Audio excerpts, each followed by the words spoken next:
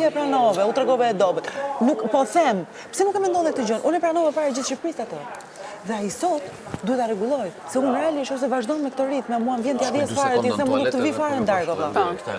Sepse ti gjatë gjithë këtyre ditëve nuk e tentuar fare të bësh asgjë, qoftë dhe të më pyesësh si jam, tu ulesh dhe të më pyesësh a ke ngrënë mëngjes, siç kam pyetur 8 banor sot, ku vjen vetëm të pyeta, ke ngrënë mëngjes?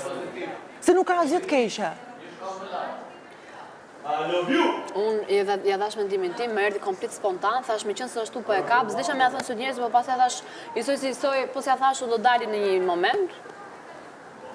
Do më thënë, ose duhet këtë të qasen e di pse, baba, mama. Sepse ka ardhur ditën e parë fare, tha ki kujdes në njerëz, pra është ai që gjithë kohës ka dhënë indicie. Po se e pam. Unë kam mbajtur të njëjtin qendrim nga dita e parë deri tani. Po, e kem mbajtur, se kemi pa dhe këtë. Okej.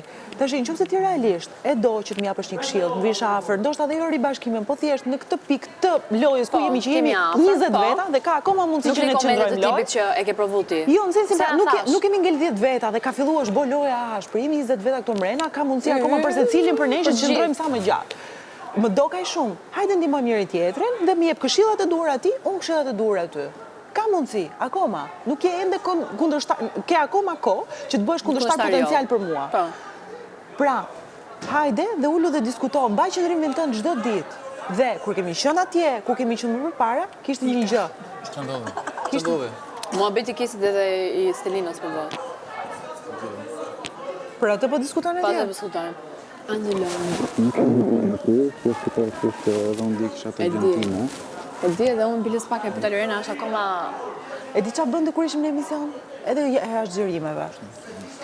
Isha ullë këto në ty që më bëja më bet. Me një qumë. Sa i mund të dhe këtë gjënë që ti nuk në kele në hapësirë se gjithë kohës ke qenë me njerëz të tjerë. O Joel, shtu edhe derën të luta.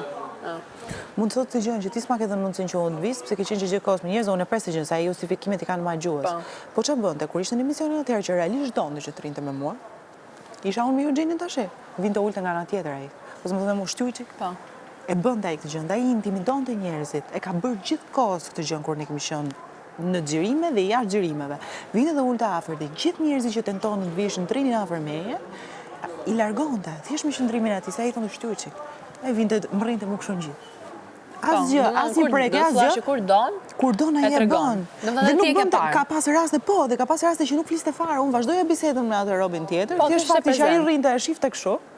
Asnjë fjalë nuk derdha nga goja, thjesht fakti që ky rrinte e shifte kështu. U çonte Robi tjetër.